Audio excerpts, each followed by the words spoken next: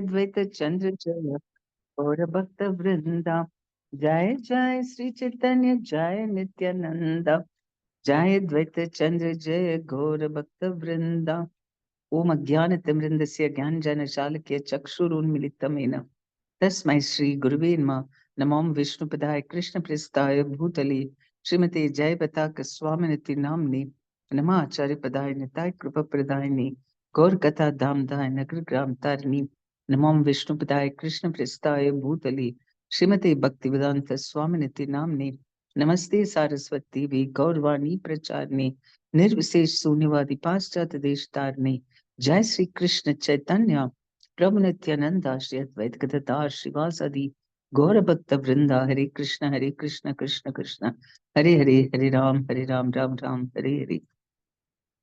Shri Chaitanya Charitamrita Adi Lila chapter 5. Please tell me the text number. 16 Mataji. Huh? 16. 16. Yes, Mataji. Okay.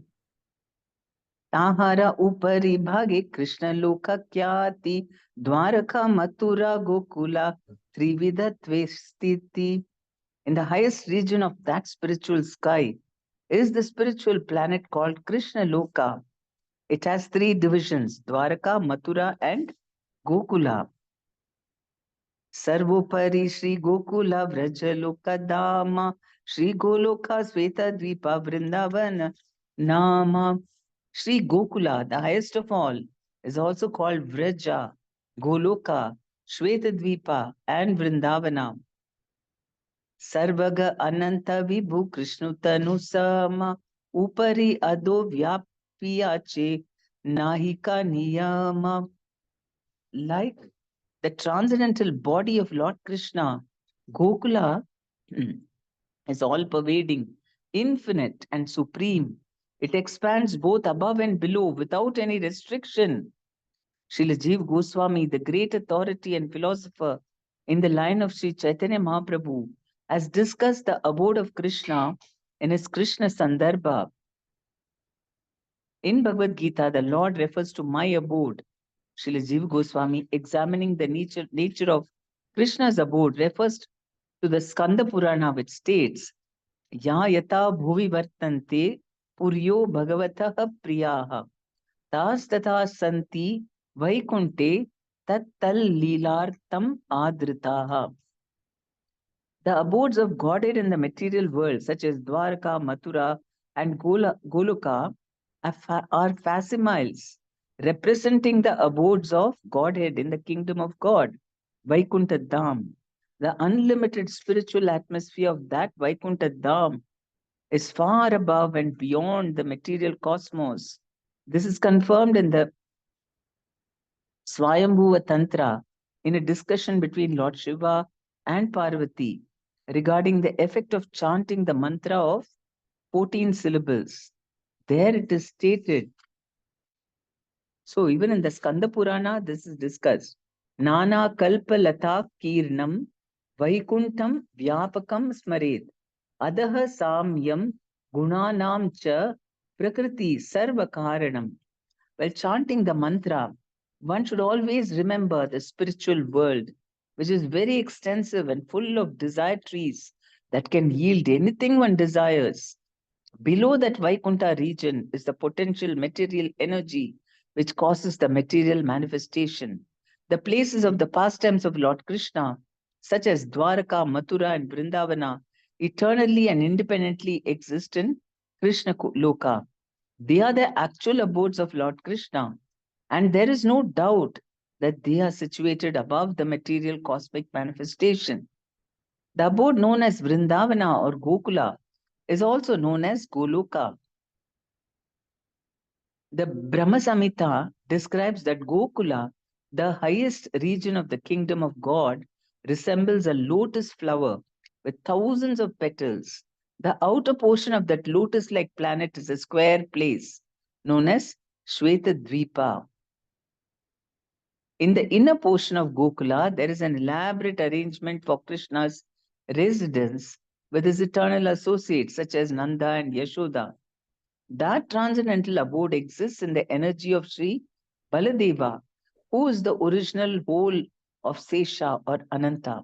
The Tantras also confirm this description by stating that the abode of Sri Ananta Deva, the plenary portion of Baladeva, is called the kingdom of God.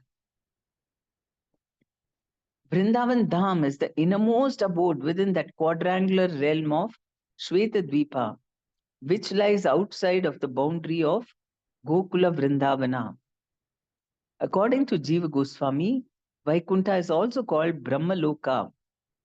The Narada Pancharatra, in a statement concerning the mystery of Vijaya, describes Tat Sarvopari Goloke Tatra Lokopari Swayam Viharet Paramanandi Govindo Tulanayaka. The predominator of the gopis, Govinda, the principal deity of Gokula, always enjoys himself in a place called Goloka, the topmost part of the spiritual sky. From the authoritative evidence cited by Jiva Goswami, we may conclude that Krishna Loka is the supreme planet in the spiritual sky, which is far beyond the material cosmos. For the enjoyment of transcendental variety, the pastimes of Krishna there have three divisions, and these pastimes are performed in the three abodes, Dwaraka, Mathura, and Gokula. When Krishna descends to this universe, he enjoys the pastimes in places of the same name. These places on earth are non-different from those original abodes, for they are facsimiles of those original holy places in the transcendental world. They are as good as Sri Krishna himself and are equally worshipable. Lord Chaitanya declared that Lord Krishna, who presents himself as the son of the king of Vraja, is worshipable, and Vrindavan Dham is equally worshipable.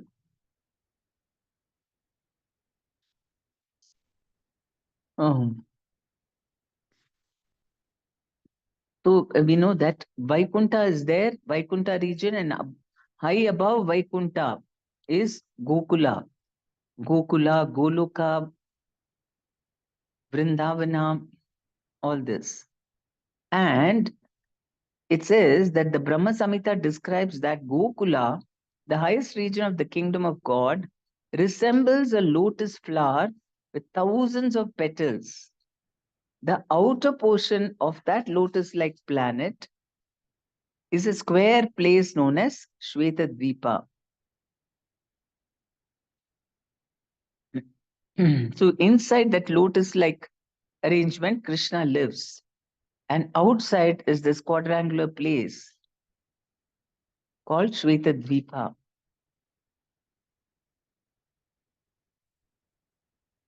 Is a square place, not quadrangular. Square place known as Shvetadvipa.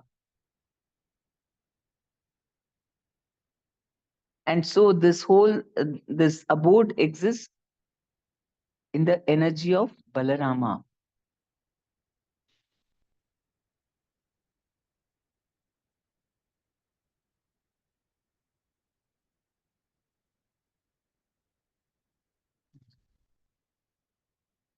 So this, and all the spiritual abodes here on the earth are non-different from that, because they are like representative or like embassies of the spiritual world. And we know when Krishna comes, he lives there only, in those places. Brahmande prakasha tara Krishnera ichaya ekai swarupa tara nahi duikaya. That abode is manifested within the material world by the will of Lord Krishna. It is identical to that original Gokula. They are not two different bodies. The above mentioned Dhammas are movable by the omnipotent will of Lord Krishna. When Sri Krishna appears on the face of the earth, he can also make his Dhammas appear without changing their original structure. One should not discriminate between the Dhammas on the earth and those in the spiritual sky, thinking those on earth to be material and the original abodes to be spiritual. All of them are spiritual. Only for us, who cannot experience anything beyond matter, in our present conditioned state, do the Dhammas and Lord Himself in His Archa form appear before us, resembling matter, to give us the facility to see spirit, with materialize.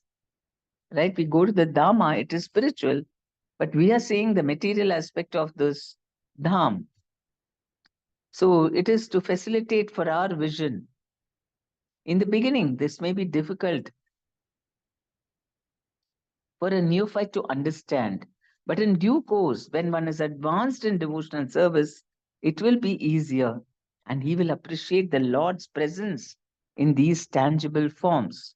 So, seeing Krishna in the deity forms, in the beginning, we may not see, but as we do devotional service, we know that this is directly Krishna himself, Archa form.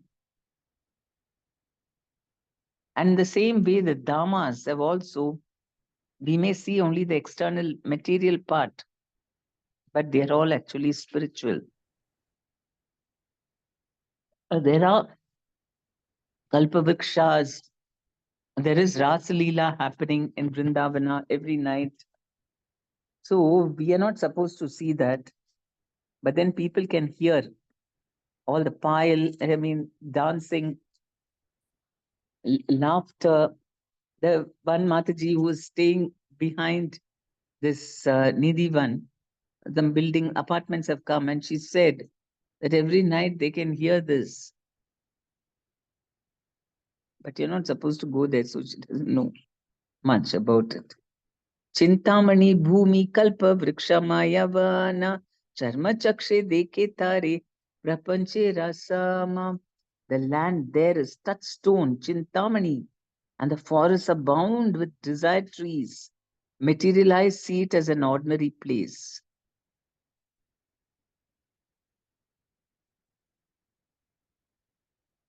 By the grace of the Lord, His Dhammas and He Himself can all be present simultaneously without losing their original importance. Only when one fully develops in affection and love of Godhead can one see those Dhammas in their original appearance. So we can see the original form of the spiritual world in the Bhauma Vrindavana when we are ready, when we are love for Krishna has developed. Srila Narottam Das Thakur, a great Acharya and the preceptorial line of Lord Sri Chaitanya Mahaprabhu, has said for our benefit that one can perfectly see the Dhammas only when one completely gives up the mentality of lording it over material nature. One's spiritual vision develops proportionately to one's giving up the debased mentality of unnecessarily enjoying matter. A diseased person who has become diseased because of a certain bad habit must be ready to follow the advice of the physician, and as a natural sequence, he must attempt to give up the cause of the disease. The patient cannot indulge in the bad habit and at the same time expect to be cured by the physician. Modern material civilization, however, is maintaining a diseased atmosphere. The living being is a spiritual spark, as spiritual as the Lord Himself. The only difference is that the Lord is great and the living being is small. Qualitatively, they are one, but quantitatively, they are different. Therefore, since the living being is spiritual in constitution, he must be happy only in the spiritual sky, where there are unlimited spiritual spheres called Vaikuntha. A spiritual being conditioned by material body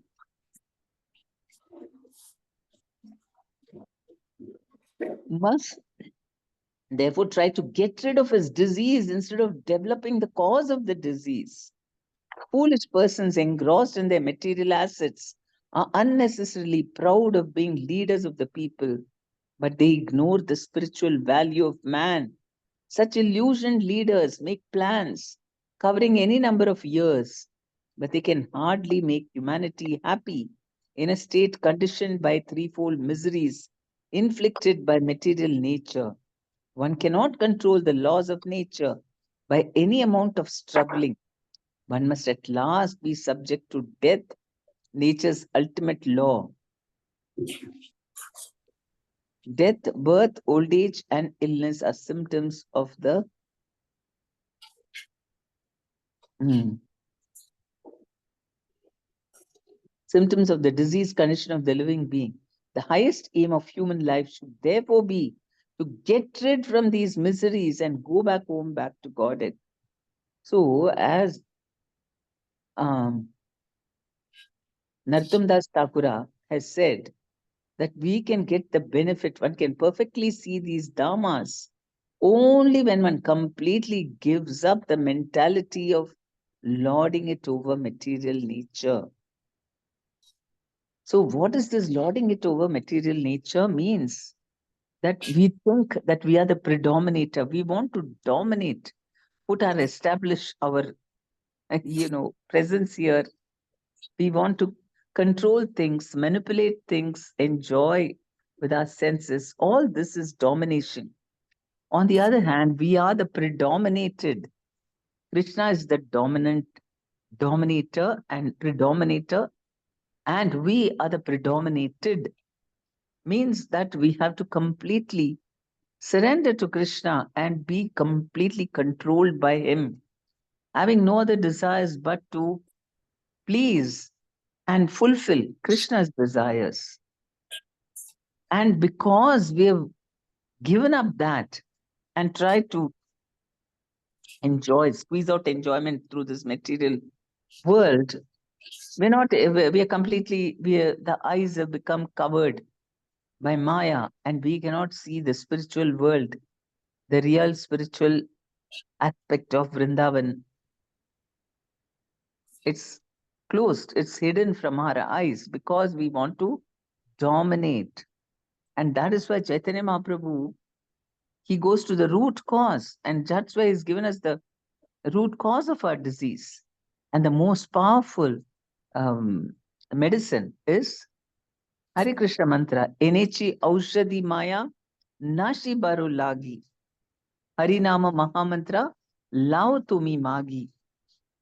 So Enechi aushadhi. He said that I've brought this aushadhi medicine for you, which can completely destroy Maya. Nashi baru lagi. Harinama Mahamantra. So what is that aushadhi or medicine? Hare Krishna Mahamantra. And I brought it for you. So is the best doctor, Lord Chaitanya Mahaprabhu. And if we simply follow his instructions, our disease will be cured. We must, as a natural, we must attempt to give up the cause of the disease.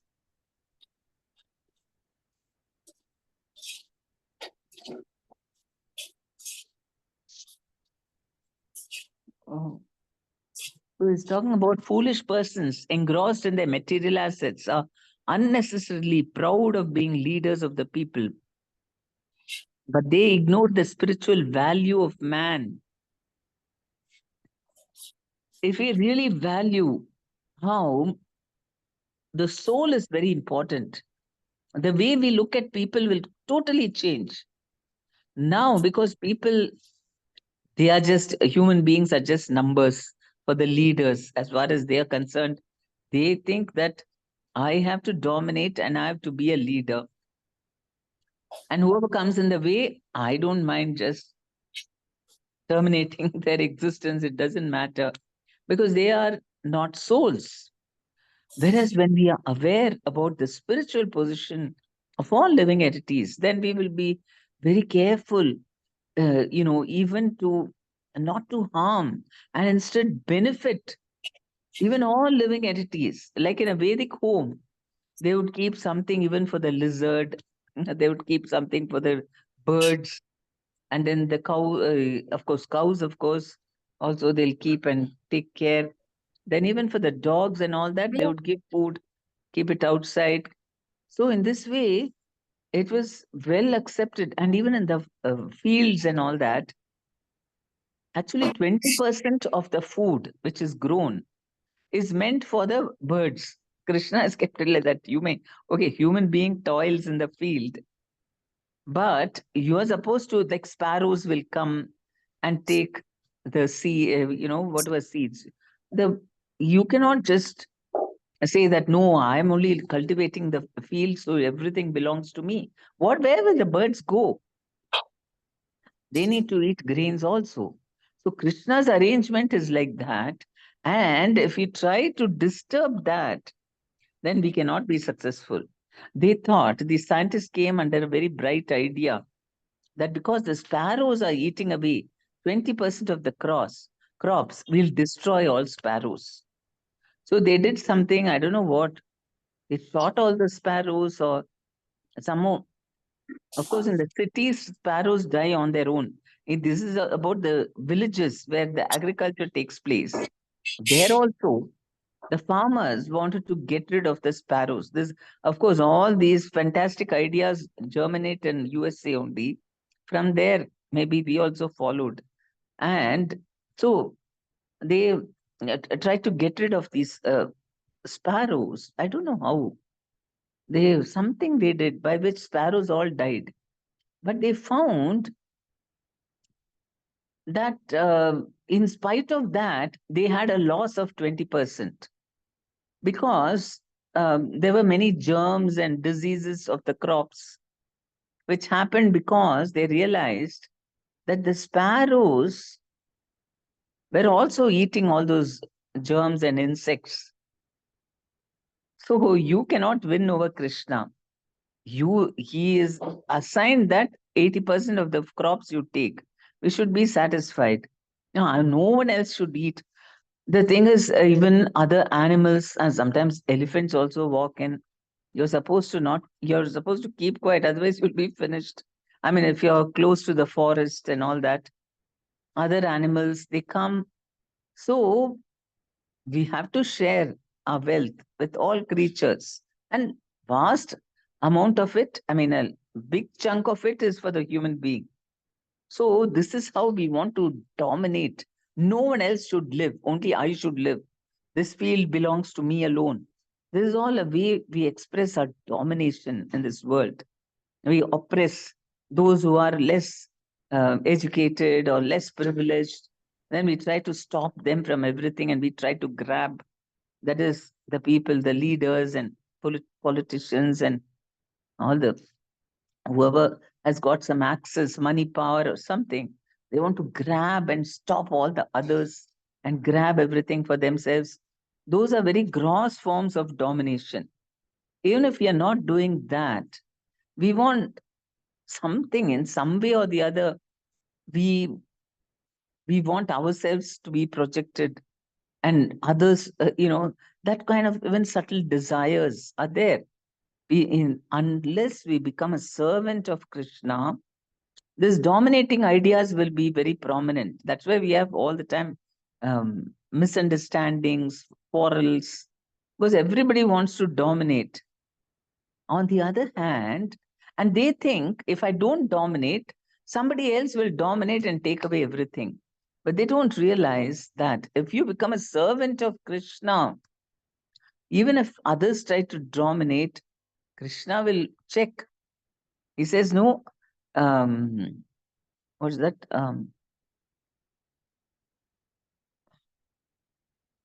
Ananya Chintayanto Mam Ye Jana Paryupasate Tesham Satata Yuktanam Yogakshemam Vahamyaham. No, yeah.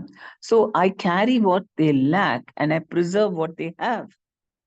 So Krishna does that. We don't have to worry. We just have to become a servant of Krishna. And even if people try to act smart, they can't. Because Krishna is protecting the devotee. Of course, the devotee also, you have to take care of yourself, not that you keep quiet and just chant Hare Krishna. But ultimately, these people are all very, powerful materially.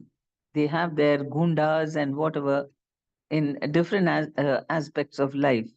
But a pure devotee, he may take some measures to protect himself, but still, ultimately, he doesn't want to dominate and trouble others. He is dependent on Krishna. And that service mood is what protects us. It is not the dominating mood. That's the illusion. We are in the illusion that we have to dominate in order to protect ourselves. But actually, if we just serve Krishna, we will be protected. But we should not be greedy. There is enough for everyone's need, but not for everybody's greed. The whole point of domination arises when we become greedy and we want to have something more than what God has assigned for us. But that will never give us peace of mind.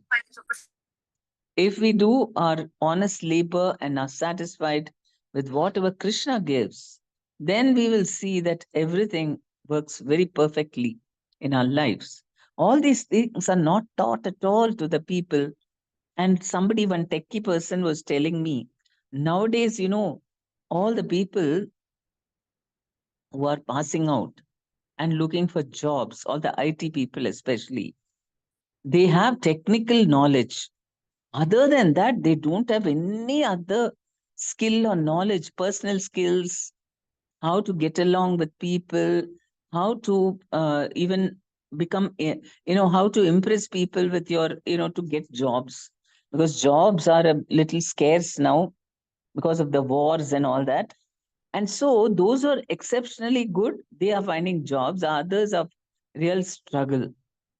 And you're saying that, they don't have any other, I mean, that we can see the youngsters.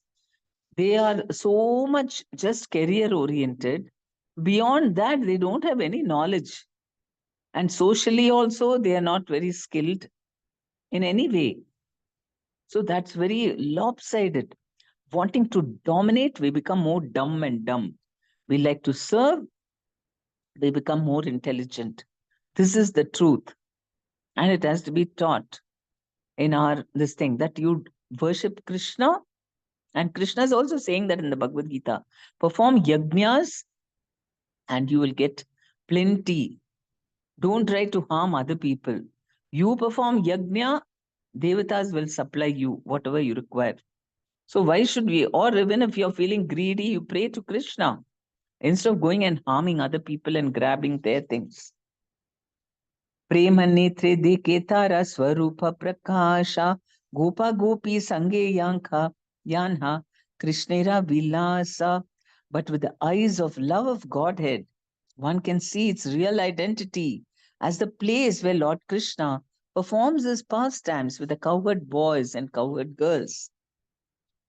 Chintamani प्रकर सद्म सुकल्प वृक्षा लक्षावृतेषु सुरबीर विपालयन्तम् लक्ष्मी सहस्र शत संभ्रम सेव्यमानम् गोविन्दमादि पुरुषं तमहं भजामि.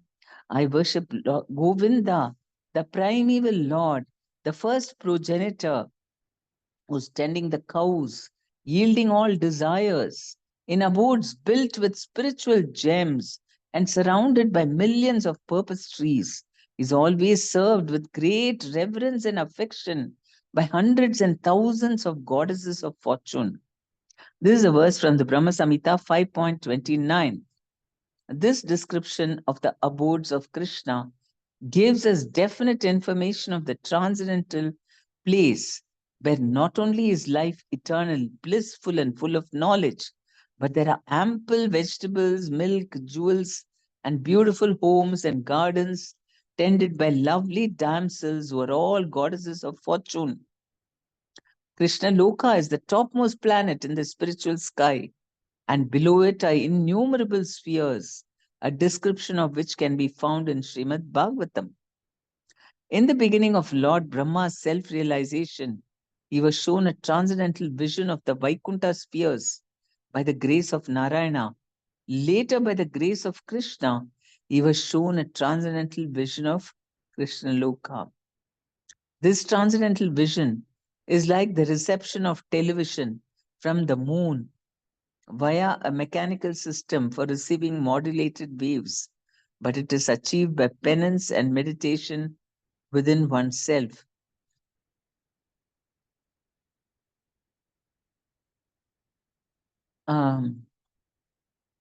So Brahmaji, Brahma, after he did his tapasya, he was shown a transcendental vision of the Vaikuntha spheres by the grace of Narayana. That is what is the Brahma Samhita. Whatever he saw, he just spoke it. Later, by the grace of Krishna, he was shown a transcendental vision of Krishna Loka. This transcendental vision is like the reception of television from the moon via a mechanical system for receiving modulated waves. But it is achieved by penance and meditation within oneself.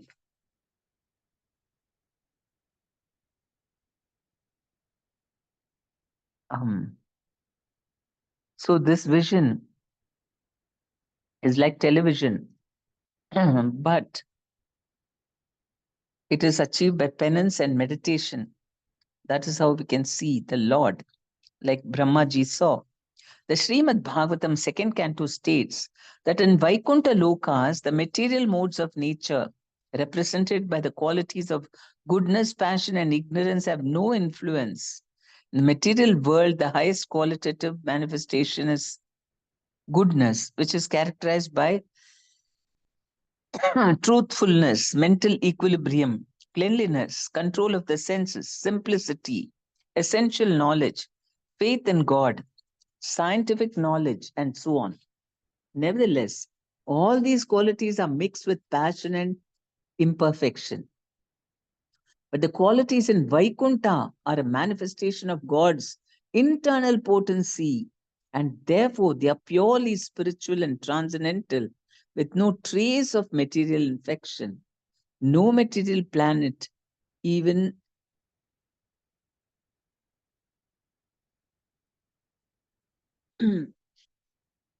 no material planet, even Satyaloka, is comparable in quality to the spiritual planets by the five inherent qualities of the material world, namely ignorance, misery, egoism, anger, and envy, are completely absent. That is why the four Kumaras were sent Jaya and Vijay down to the material world. He said, "What is this? You don't recognize us? We are not, we are in the spiritual realm. And why are you stopping us?" So that is why in the spiritual world, there is no ignorance, egoism. Everyone knows everything. Nobody is in ignorance.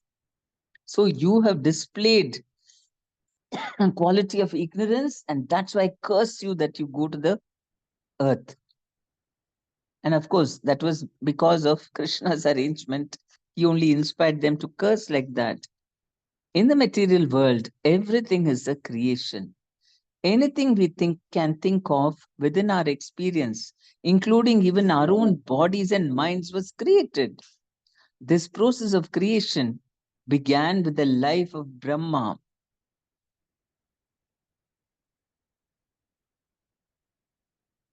And the creative principle is prevalent all over the material universe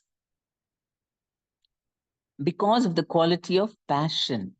But since the quality of passion is conspicuous by its absence in the Vaikuntha planets, nothing there is of passion. Oh, nothing there is created. Everything there is eternally existence. And because there is no mode of ignorance, there is also no question of annihilation or destruction.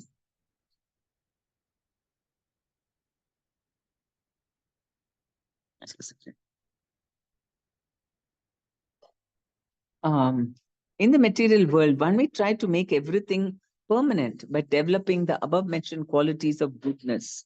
But because the goodness in the material world is mixed with passion and ignorance, nothing here can exist permanently, despite all the good plans of of the best scientific brains. Therefore, in the material world, we have no experience of uh, experiences of eternity, bliss, and fullness of knowledge. But in the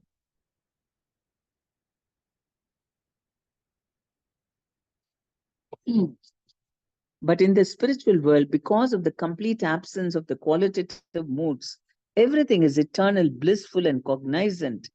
Everything can speak, everything can move, everything can hear, everything can see in fully blessed existence for eternity. The situation being so naturally, space and time in the forms of past, present, and future have no influence there. In the spiritual sky, there is no change because time has no influence.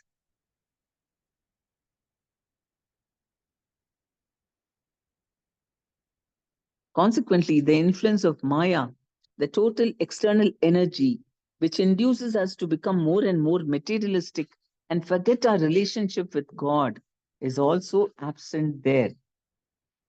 So Maya belongs to the external energy, and when she goes to the spiritual world, she becomes internal, just like Shiva and Parvati. They have the eternal form of Sadashiva in the Vaikuntha Dham. And Parvati is also his consort, and she's like Lakshmi, expansion of Lakshmi over there. And so we can see how everything is cognizant there in the spiritual world. Everything can speak. Everything means even table, chair, so-called non-living things over here. In the spiritual world, some devotee becomes a table, some devotee becomes a chair. Even so-called objects, they're all living.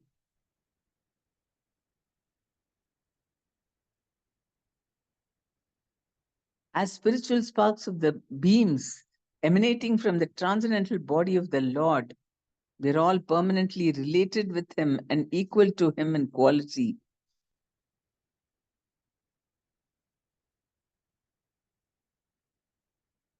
Um, and equal to Him in quality. The material energy is a covering of the spiritual spark, but in the absence of that material covering, the living beings in Vaikuntha Loka are one never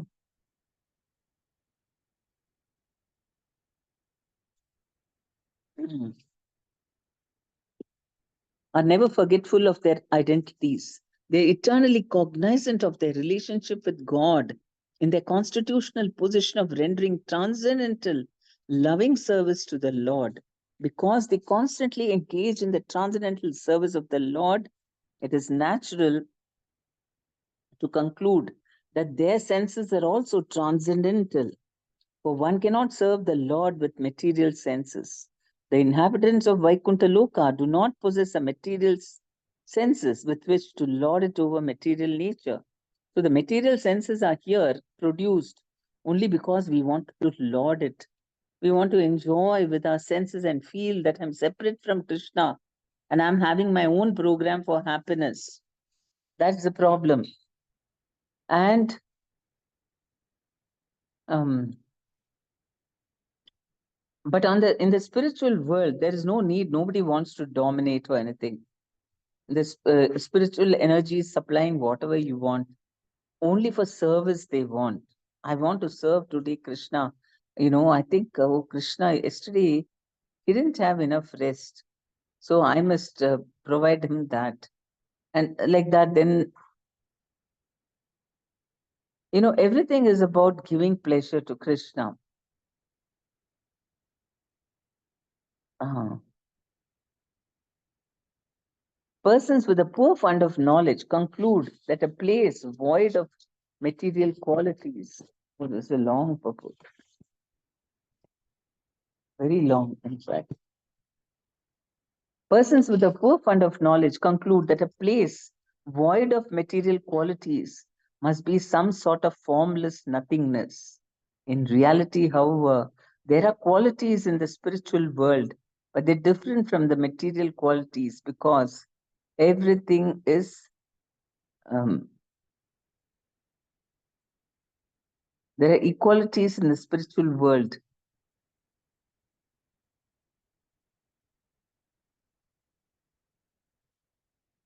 but they are different from the material qualities because everything there is eternal, unlimited, and pure. The atmosphere there is self illuminating, and thus there is no need of a sun, moon, or fire, electricity, and so on.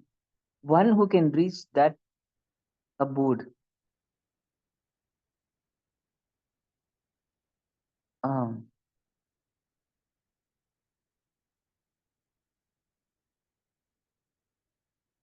um,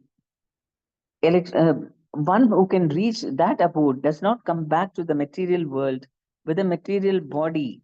There is no difference between atheists and the faithful in the Vaikuntha planets, because all who settle there are freed from the material qualities, and the suras and asuras become equally obedient, loving servitors of the Lord.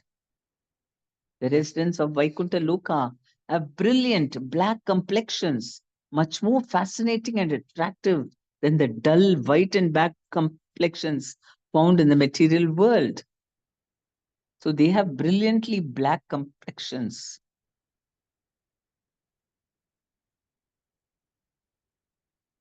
Hmm. Their bodies,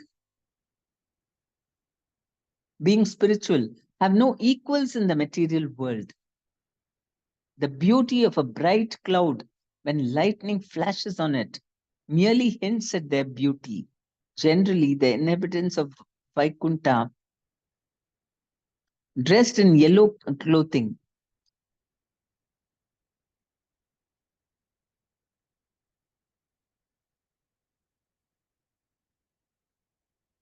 mm, dressed in yellow clothing, their bodies are delicate and attractively built, and their eyes are like the petals of lotus flowers.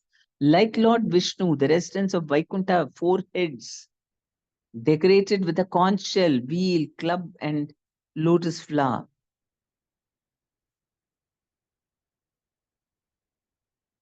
Um, and their bodies are delicate and attractively built, and their eyes are like the petals of lotus flowers.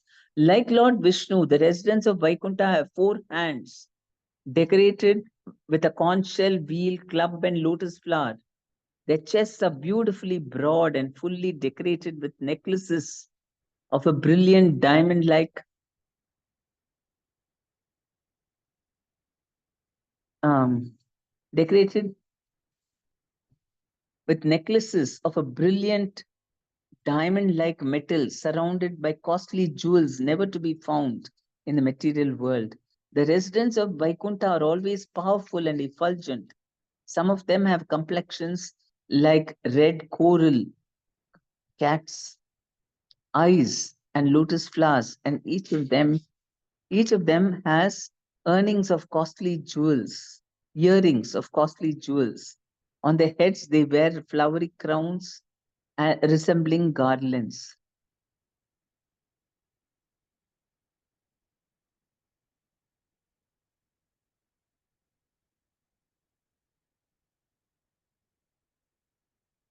Okay. There are more descriptions. In the Vaikunthas, there are aeroplanes, but they make no tumultuous sounds. Material airplanes are not at all safe. They can fall down and crash at any time, for matters imperfect in every respect. In the spiritual sky, however, the airplanes are also spiritual and they are spiritually brilliant.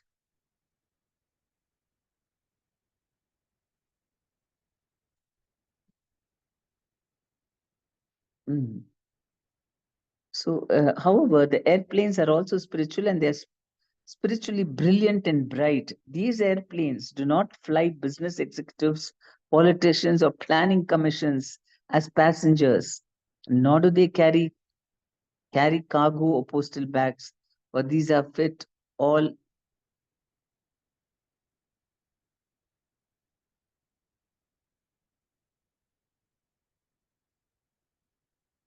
um, uh, nor do they carry cargo or postal bags, for these are all unknown there. These planes are beautiful, fairy like consorts. Therefore, these airplanes, full of residents of Vaikunta, both male and female, increase the beauty of the spiritual sky. We cannot we cannot imagine how beautiful they are, and they are um,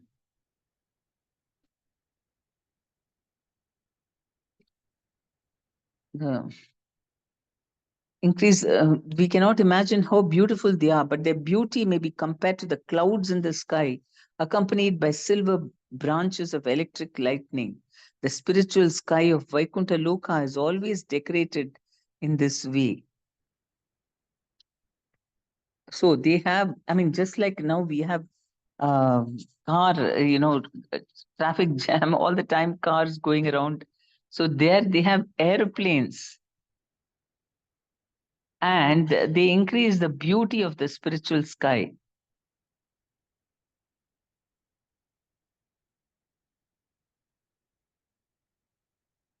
And it says the spiritual sky of Vaikuntha Loka is always decorated in that way.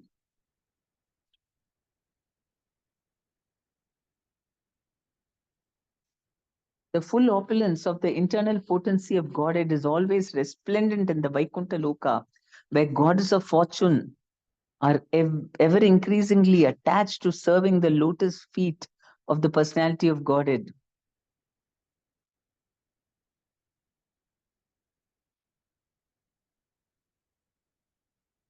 These goddesses of fortune, accompanied by their friends, always create a festive atmosphere of transcendental mirth, always singing the glories of the Lord. They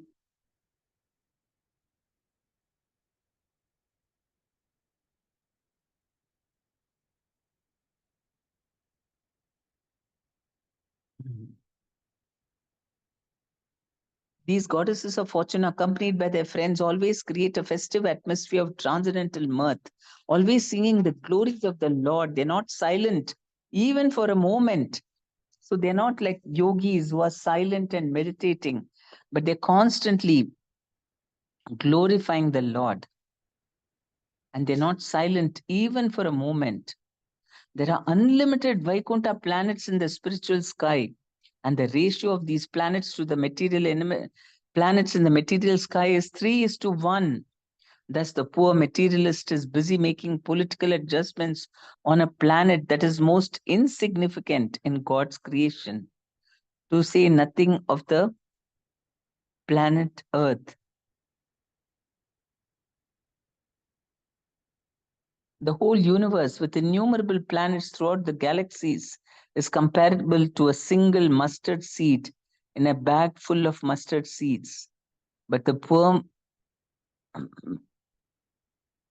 materialist makes plans to live comfortably here, and thus wastes this valuable human energy in something that is doomed to frustration, instead of wasting his time with the blissful discussion. Instead of wasting his time with business speculations, he might have sought the life of plain living and high spiritual thinking, and thus saved himself from perpetual materialistic unrest.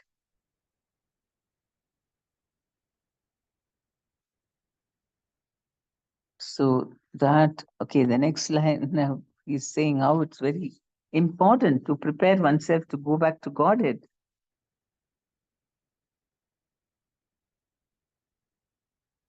Okay, I'll stop now. Any questions